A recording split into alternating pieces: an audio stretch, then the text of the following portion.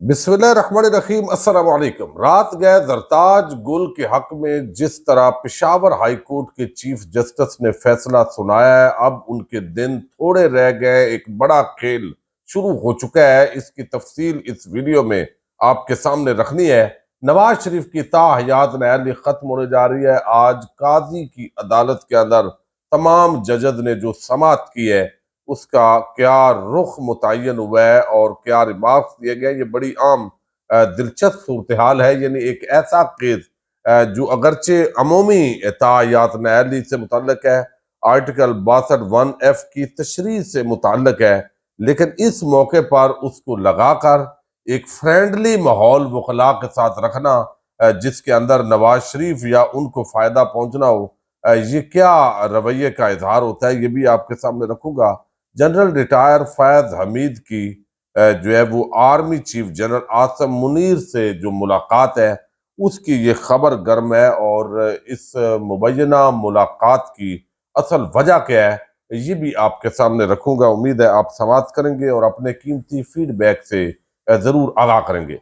इस वक्त जो पाकिस्तान के सियासी हालात हैं, इलेक्शन अनाउंस हो चुके हैं, लेकिन अभी तक भी अदालतों के हुक्म के बावजूद भी ऐसे लगता है कि पता नहीं इलेक्शन होंगे नहीं होंगे। बड़ी धीमी सी कोई इलेक्शन कैंपेन नहीं है। सिर्फ एक ही काम है, पूरी रियासती मशीनरी तमाम इदारों का बशमूल सुप्रीम कोर्ट के हमारे मुअज़्ज़ज़ जजेस के कि किसी भी तरीके से इमरान खान और तहरीक इंसाफ को बाहर करना है। बल्ले का निशान नहीं होना चाहिए, पीटीआई नहीं होनी चाहिए, उनको आज़ाद हैसियत के अंदर इलेक्शन लड़े ताकि अवाम जो है उनकी अक्सरियत चूंकि तहरीक इंसाफ के साथ खड़ी है, तो हमारा जो मतलूबा इलेक्शन का रिजल्ट है कहीं ऐसा ना हो कि अवाम इतनी बड़ी तादाद में निकल आए कि फिर धांधली और संदूक उठाने मुश्किल हो जाएंगे। ज़ाहिर है लोग वोटों पर पैरा भी देंगे। तो जिस तरह कागजात नामजदगी छीने गए, जिस तरीके से पाकिस्तान के अंदर ये सारा खेल हुआ, ये तवक्को थी कि काजी साहब जब वापस आएंगे तो कुछ ना कुछ तो आइन और जमहूरियत का पास रखेंगे। कुछ उनको भी तकलीफ हुई होगी कि मैं सैरो सियात के लिए क्या निकला हूं कि पीछे लोग सरेआम अगवा होने शुरू हो गए हैं। लेकिन बजाय इसके कि वो पाकिस्तान की अवाम के जख्मों पे मरहम रखते, उन्होंने उल्टा नमक से मसाज शुरू कर रखी है पिछले 3 दिन से।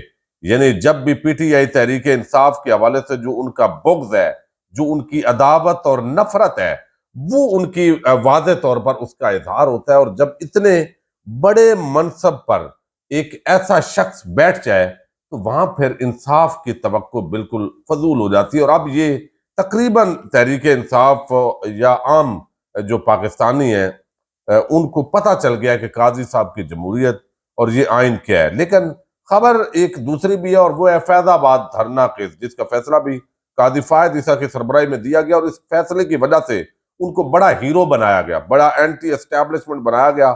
लेकिन अब शायद आगे चलकर एक्सटेंशन मिले, और ये मुल्क की जो एक्सटेंशन है उन्होंने उस मुल्क को बहुत जो है वो खराबी की तरफ लेकर गया। जब भी ये एक्सटेंशन के लालचों के अंदर बड़ी तबाही हुई है इस मुल्क की। बहरहाल देखते हैं।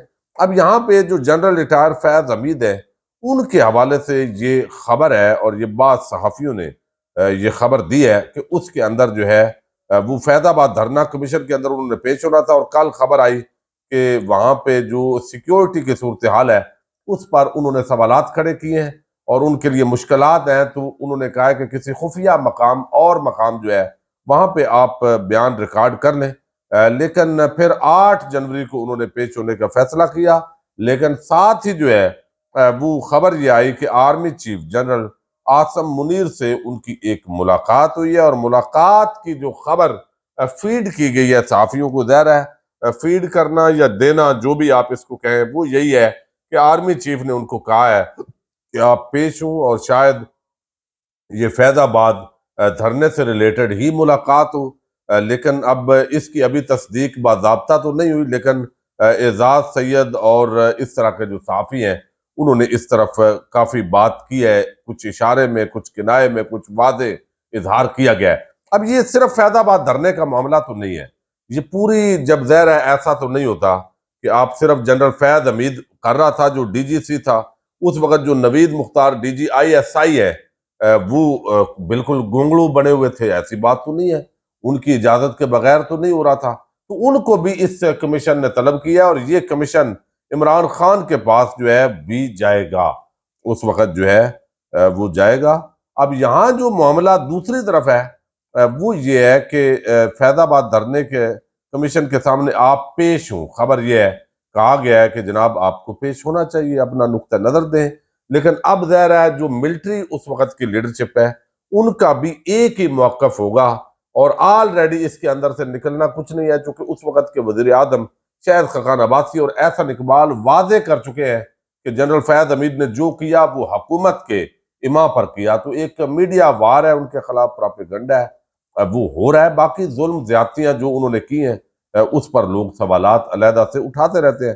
اب یہاں جو ہے ایک اور معاملہ ہے، اور وہ یہ ہے کہ جو جس طریقے سے ایک بہادر اور غیرت مند جج جس نے رات کو عدالت لگائی، نہ صرف عدالت لگائی، اور انہوں نے جو چند جملے بولے، یہ انسان کی شخصیت جو ہے اس کی عکاسی ہے۔ جو انہوں نے وعدہ کیا تھا ایک پروگرام میں کہ اگر کوئی 3 بجے بھی سائل آئے گا تو میں اس کو ریلیف دوں گا، پشاور ہائی کورٹ کے جج چیف جسٹس ابراہیم خان، انہوں نے کہا کہ یہ بیٹی یہاں پہ بیٹھی ہے تو اس نے ماؤں اور بیٹیوں کے تحفظ کا غیرت کرنے والا جج ثابت ہوا ہے، ورنہ یہاں جج تو بہت ہے، بھرمار ہے ججز کی، لیکن غیرت مند جو ہے وہ نظر آتے ہیں۔ انہوں نے کہا کہ خیبر پختونخوا سے جو آئی جی خیبر پختونخوا ہے، جب زرتاج گل نے کہا کہ یہ مجھے پھر باہر نکلوں گی، آپ ضمانت دیں گے، یہ گرفتار کریں گے، تو انہوں نے کہا یہاں خیبر پختونخوا کے اندر آئی جی سی سی پی او جو آپ کو گرفتار کرے گا وہ نہیں بچے گا، وہ میں دیکھوں گا آپ کو کون گرفتار کرتا ہے۔ تو یہ بڑا ان کو اپریشیٹ کیا گیا، پاکستان کے جو عام لوگ ہیں ان کو حوصلہ ہوا کہ کوئی غیرت مند جج بھی بیٹھا ہوا ہے جو آئین اور قانون اس کے لیے عام ہے، جو دیکھتا ہے کہ مظلوم جو ہے اس کو تحفظ فراہم کرنا ہے، ورنہ بھرمار ہے۔ آئین قانون کو جوتے کی نوک پہ رکھ کے اس وقت ایک S H O A S I constable وہ چل رہا ہے، چونکہ ان کو پتہ ہے کہ ان کے پیچھے جو طاقتیں ہیں ان کا کوئی کچھ نہیں بگاڑ سکتا، ججز بے بس ہیں، چیف جسٹس قاضی فائد عیسیٰ اوپر سے ایسے احکامات اور ریمارکس کی صورت میں ہدایات دے رہے ہیں، اپنا مائنڈ واضح کر رہے ہیں، جس کا ظاہر ہے پاکستانیوں کو بڑی تکلیف ہو رہی ہے۔ تو اب ان کے خلاف ایک محاذ کھڑا ہو گیا جی کہ یہ جی انہوں نے 12 بجے کیوں دیا، کیا عام لوگوں کو بھی دیں گے، کیا ایسے ہوگا؟ یہ وہ طبقہ ملامتیہ ہے صحافت کے اندر کہ جب 12 بجے رات عدالت کھول کے عمران خان کو ہٹایا گیا تو یہ گھنگرو توڑ رہے تھے ناچ کے، اور جب اسی بندیال نے الیکشن کروانے کا حکم دیا تو یہ اس کے پڑ گئے تھے، اور اب یہ قاضی فائد عیسیٰ کے چہتے ہیں، ظاہر ہے قاضی صاحب چونکہ انہوں نے بتایا ہے اپنے کنڈکٹ سے، انہوں نے بتایا کہ ان کے یہ صحافی ہیں، ان کے یہ کیٹاگری جو ہے انہی کو وہ صحافی مانتے ہیں، باقیوں کو ان کی عدالت میں آنے کی ضرورت نہیں ہے، جیسے عمران ریاض کے معاملے کے اندر کل انہوں نے واضح کر دیا ہے۔ عمران ریاض کا نام لینا ہے تو بھائی اب سار عالم کا بھی لو نا، پھر وہ آپ کو وہ بھی لینا پڑے گا، ٹھیک ہے، ورنہ کسی کے کوئی حقوق نہیں ہے۔ تو یہ ایک معاملہ ہے۔ اب اپریل کے اندر یہ جو چیف جسٹس ہے انہوں نے ریٹائر ہو جانا ہے، اور ان کے بعد ظاہر ہے دوسرے جو سینئر ہیں وہ چیف جسٹس آئیں گے، تو پشاور ہائی کورٹ سے بھی یہ ریلیف نہیں رہے گا، اور اب یہ تڑیاں لگانے کا سلسلہ جو ہے لیگی صحافیوں کی طرف شروع ہو گیا ہے کہ 14 اپریل ہے اور یہ 2024 تک یہ ظاہر ہے انہوں نے چیف جسٹس رہنا ہے۔ جیسے اطہر من اللہ صاحب کو اسلام آباد ہائی کورٹ سے ہٹایا گیا، اور جب سے ہٹایا گیا ہے ایک ایسے بندے کے ہاتھ میں اسلام آباد ہائی کورٹ ہے جہاں پہ پہلے ہی لوگوں کو پتا ہے کہ فیصلے کیا آنے۔ اب ایک اور میں معاملہ آپ کے سامنے رکھتا ہوں، اور یہ ہے تا حیات نیالی کا معاملہ۔ اب یہ جو تا حیات نیالی کا معاملہ ہے، یعنی جو جج ہیں chief justice Peshawar high court, ان کے خلاف کھیل کہ یہ کوئی جانبدار ہیں، یہ پی ٹی آئی کے بندے ہیں، ایک اس طرح کا مہم جو ہے وہ پراپر طریقے سے شروع کر دی گئی ہے۔ اب چیف جسٹس قاضی فائد عیسیٰ کی سربراہی میں 7 رکنی بینچ یہ تا حیات نیالی کیس سن رہا ہے، اور یہ کیسا عجیب کیس ہے آپ اندازہ کریں۔ نواز شریف کا اس وقت تک جو سٹیٹس ہے وہ تا حیات نائل ہے سپریم کورٹ آف پاکستان کے فیصلے کے مطابق، لیکن ان کے کاغذات نامزدگی منظور کیے ہیں ریٹرننگ افسر نے، ان کے تمام کاغذات نامزدگی منظور ہوئے ہیں، حالانکہ سپریم کورٹ آف پاکستان سے وہ نائل ہے۔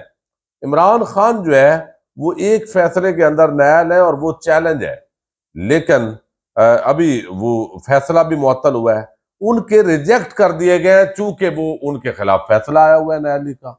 یعنی ان کو ریٹرننگ افسر کو بھی پتہ ہے کہ قاضی صاحب کے بینچ نے کیا فیصلہ دینا ہے، کہ تا یاد نیلی ختم ہو جائے گی، کاغذات ہم پہلے ہی نواز شریف کے منظور کر لیں، تو لہذا ڈھول بجاؤ. اور یعنی آپ یہ جو کچھ اس وقت ہو رہا ہے، یہ ججز کا مائنڈ بھی واضح ہے، ان کی طبیعت جو ہے وہ بھی واضح ہے، اسلامک جو ٹرمینالوجی ہے ان کی چڑ بھی واضح ہے اس سے.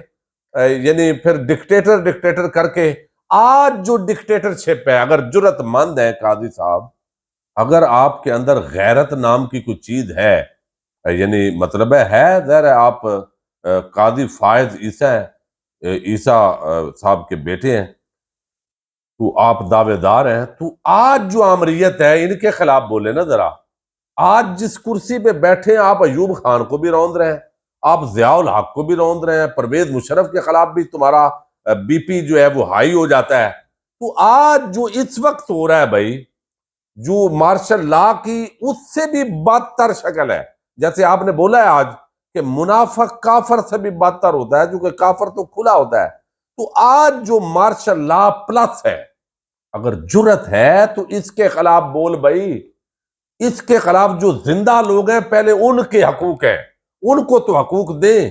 آپ پرانی کہانیاں، قصے، ڈرامے بازیاں لے کے ایک پورا جو ہے وہ ماحول بنایا جاتا ہے. آپ کے فیصلے کا پہلے ہی پرسیپشن ہے آرو نے نواز شریف تا یاد نائل ہونے کے باوجود جہانگیر ترین تا یاد نائل ہے جو اس وقت سٹیٹس ہے، لیکن وہ انہوں نے ان کے کاغذات منظور کیے ہیں کیونکہ ان کو پتہ ہے قاضی صاحب کے بینچ کا جو فیصلہ ہے وہ کیا آنا ہے. اب یہ درست بات ہے کہ بندہ توبہ بھی کر لیتا ہے، لیکن کل جو لانگو کیس آپ نے سنا اس کے اندر تو آپ کہہ رہے تھے کہ سزا زیادہ دینی چاہیے تھی نیالی کی، پھر یہ الیکشن لڑے گا تو نقصان ہوگا.